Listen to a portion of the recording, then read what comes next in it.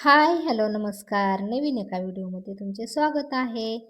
आणि आज आता पहिला पाऊस होऊन गेलेला आहे आणि पहिल्या पावसाने आमच्या इथे इतकं पाणी साठलेलं होतं. ह्या शेडमध्येही पूर्ण पाणीच झालेलं होतं. तर पूर्ण चिखल झालेला होता म्हणून इथं शेडमध्ये आता मुरुम टाकलेला आहे. तर पूर्ण एक ट्रॉली भरून मुरुम टाकलेला आहे आणि छानपैकी लेवल अशी करून घेतलेली आहे. नंतर पाऊस आल्यानंतर ह्याच्यामध्ये काही पाणी जाणार नाही. तर अगोदरच तयारी करून ठेवलेली आहे शेडची व्यवस्थित अशी.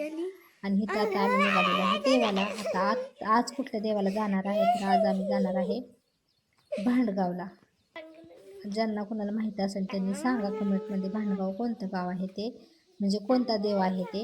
आता गेल्यानंतर तर तुम्हाला समजेल. सकाळचे सर्व घरातील कामं आवरलेले आहेत आणि गाडीही द्यायची आहे. तर चला म्हणलं देवालाही जाऊन येईन आणि दोन्ही कामं होतील. तर आता निघालेलो आहे, लवकरच घरातून निघालेलो आहे. म्हणजे लवकर जायचं होतं परंतु उशीर झालेलाच आहे. कारण की 10लाच बोलवलेलं होतं परंतु घरीच 12 वाजलेले आहेत. 12 वाजून गेलेले आहेत. आता जाईपर्यंत किती 1 वाजतात का किती वाजते काय माहिती. आणि बराच उशीर झालेला होता आम्हाला जायला. आणि पूर्ण फॅमिली आम्ही निघालेलो आहे. तर आता चला तुम्हालाही आज देवदर्शन म्हणजे भांडगावची यात्रा कशी असते ती तुम्हाला दाखवते आज मी. कारण मी पण आज बऱ्याच दिवसातून जाणार आहे. तर इथं भावाच्या घरी गेल्यानंतर त्यांची फॅमिली घेतलेली आहे आणि आम्ही सर्वजण मिळून चाललेलो आहे. तर आता तिथेही भांडगाव रोडला हा बायपास असा हायवे झालेला आहे. आता फायनली आम्ही पोचलेलो आहे आणि इथं मी आले तर पाहते तर मी बऱ्याच दिवसातून आल्यामुळं मला तर ओळखायला आलं नाही की इथेच भांडगाव आहे म्हणून. कारण खूपच बदल झालेला आहेत आत्ता. आणि पूर्ण असे पत्र्याचे शेड मारलेले आहेत आणि प्रत्येकाला वेगवेगळी अशी जाळी वगैरे ठोकलेली आहे तिथे. मी आलते तेव्हा काही नव्हतं, तेव्हा झाडाखालीच असे येत होते यात्रा वगैरे. पण ह्यावेळेस खूपच दिवसातून आल्यामुळे इतका चेंज दिसलेला आहे आणि भक्तांसाठी खूप छान सुविधा इथे केलेली आहे भांडगावमध्ये. प्रत्येकाला असं पावसा वाऱ्याचं उन्हापासून संरक्षण व्हावं यासाठी पत्र्याचे शेड वगैरे छान असे ठोकून दिलेले आहेत आणि प्रत्येकाला एका शेडमध्ये गाडी वगैरे समोर लावण्यासाठी जागाही आहे आणि त्यांनी दुसरी सुविधा केलेली आहे, झाडं वगैरेही लावलेली आहेत समोर. कारण उन्हामध्ये जास्त ऊनही पण लागू नये म्हणून. आणि गर्दी तर आज भरपूरच अशी होती. आम्हाला जायला खूपच उशीर झालेला होता. आता साईडला तर तुम्हाला दिसत असेल साईडच्या जाळ्यांमध्ये पलीकडे त्यांचं शिजत आलेलं आहे. परंतु आम्हाला यायला उशीरच झालेला होता. अजून आमचा कोंबडा तर पिशवीतच आहे आणि मुलांचं बघा काय झालेलं आहे खेळायचं, श्रेयांचं आणि देवांचं. आणि आता इथं जो देवांश आहे तो छोटा, तो पलीकडच्या जाळीमध्ये त्या चप्पल वगैरे काही खेळायला घेतलं असेल तो पलीकडच्या साईडला टाकत होता आणि पलीकडच्या माणसांना म्हणत होता की ते द्या, हाक मारत होता. तर त्याला हे खेळायला एक टाइमपासच झालेला होता. पण हे छान केले, लहान मुलं पण कुठं जाऊ शकत नाहीत, छोटी फॅमिली जरी आली तर इथून. कारण ह्याला दरवाजे पण आहेत आणि लॉकही करता येतं आणि मुलांनाही खेळता येते व्यवस्थित तिथं. आणि प्रत्येकाला स्पेशल स्पेशल अशा जाळ्या आहेत. सर्वप्रथम तर आल्या आल्या मी अगोदर स्वच्छ सर्व झाडून घेतलेलं आहे. कारण अगोदर कधी बऱ्याच दिवसापूर्वी इथं यात्रा भरलेली होती, म्हणजे महिना झालं.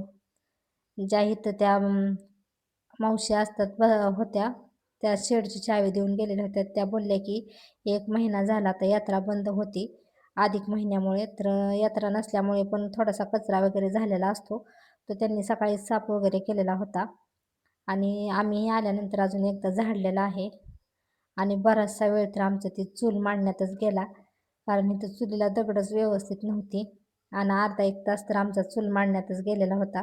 कारण की त्या चुलीला लेवल करण्यासाठी पातेलं व्यवस्थित बसतच नव्हतं आणि एका साईडलाच पातेलं तिरकं जात होतं. त्यासाठी छोटे दगड मांडून मांडून शेवटी कसं तरी ॲडजस्ट केलेलं आहे.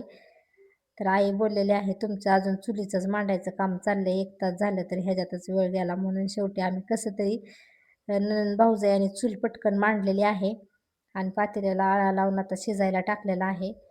तर आद्विक बोलत आहे जरा दाखव हलवून पण कसं झालेलं आहे त्यात रेसिपी म्हणजे पीस वगैरे.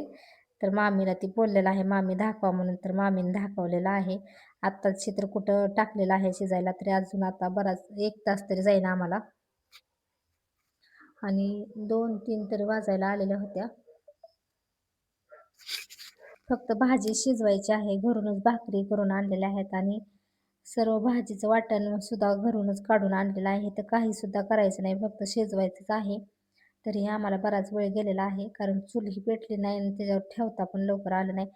तरी परत नंतर एकदा पेटल्यानंतर जाळ घालून घालून शेवटी आता शिजलेलं आहे आणि सर्व मसाले वगैरे टाकलेले आहेत आणि सुक्कंही बनवलेलं आहे आणि खूपच छान वास तर सुटलेला होता.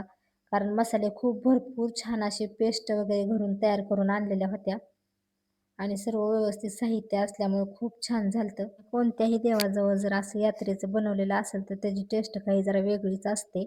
आणि आता आम्ही आलेलो आहे घरी आणि घरी आल्यानंतर लगेच आमची निघण्याची तयारी चालू झालेली आहे, कारण आता 4:30-5 वाजून गेलेल्या होत्या. आता म्हणलं आम्हाला जायला पण 1 तास लागेल, नंतर अजून सोडून आम्हाला गाडी माघारी येणार आहे. तर अजून भाऊ नवीनच आहे, तो काही जास्त ट्रेनर नाही अजून, कारण तो आता नवीनच शिकले म्हणजे गाडीचं नवीनच चालवतोय, जास्त काही त्याच्या हातात नव्हती अगोदर. त्यामुळे तो बोललेला आहे मी तुम्हाला सोडून माघारी येणार आहे, तर चला लवकर. म्हणून आता म्हणलं अंधार पडायच्या अगोदर तोही माघारी येईल, यासाठी आमची गडबड आहे. आणि आम्ही राहिलो असतो, परंतु उद्या आद्विकची शाळा आहे त्यामुळे नको म्हणलं राहिला, कारण शाळा खूपच त्याची बुडत आहे. अनुष्काचं काही कॉलेज चालू झालेलं नाही, परंतु आद्विकचं खूपच जास्त सारखं बुडत आहे, म्हणून म्हणलं नकोत. आणि त्यासाठी आमचं येतानाच आम्ही ठरवून आलतो की आज माघारी जायचं आहे म्हणून.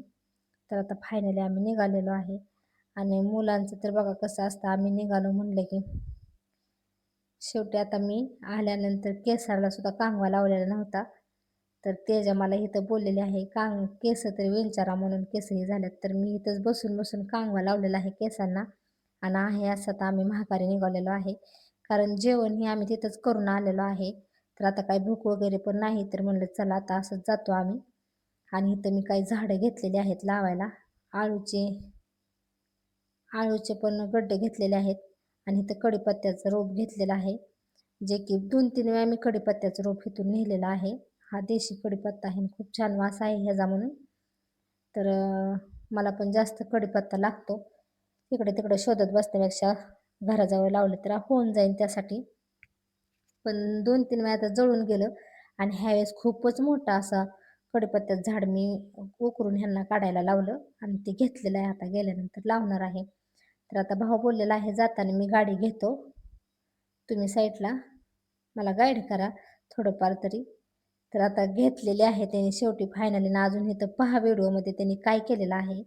आता त्यांनी गाडी जस्ट वळवलेली आहे, एकदम सरळ ही केलेली आहे, पुढं घेतलेली आहे आणि मी ना आद्विक आता पाठीमागं त्या गाडीच्या आलेलो आहे आणि एकदमच त्यांनी रिवर्स आमच्यापर्यंतच आणलेली आहे गाडी. आम्ही दोघं इतकं घाबरलेलो आहे, एकदमच पळालेलो आहे. आता इथं तुम्हाला व्हिडिओमध्ये दिसेल, एकदमच तो डायरेक्ट आमच्या अंगावरती रिवर्स घेऊन आलेला आहे. आम्ही दोघं साईडला पळालेलो आहे. तर आई बोललेली आहे इथूनच तुमची सुरुवात झाली. मग त्यानंतर पुढे गेल्यानंतर चला आता आम्ही तर निघालेलो आहे, पुढे गेल्यानंतर ही सांगते तुम्हाला. तर इथं श्रेयांशनी थोडंसं शूट केलेलं आहे, आत्या चालली म्हणून.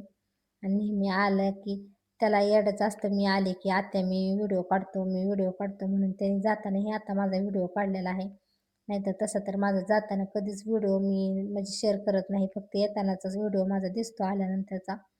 तर आज त्याने सर्व शूट केलेलं आहे आणि थोडंसं हालत आहे मोबाईल, परंतु केलेलं आहे बऱ्यापैकी शूट. आता चाललो म्हणले की ह्यांचं असतं नंतर कधी येणार, नंतर कधी येणार. आता म्हणलं नंतर येईन वेळ काढून. आणि फायनली आम्ही थोडं पुढे गेल्यानंतर भावाने ठरवलेलं आहे की एक ड्रायव्हरच घेतो म्हणून, आणि इथंच त्यांच्या जवळ ड्रायव्हर आहेत, त्याला ड्रायव्हरला घेऊन आलेला आहे तो. आणि आता हा आहे दुसऱ्या दिवशीचा व्हिडिओ. तर इथं दुसऱ्या दिवशी राहण्यात असं सर्व मुरुम आणून टाकलेलं आहे, जे की लेवल करायचे आहे. आणि चला आता भेटूया नेक्स्ट व्हिडिओमध्ये. इथंच मी व्हिडिओचा एंड करते. नवीन असेल तर चॅनलला सबस्क्राईब करा. बाय.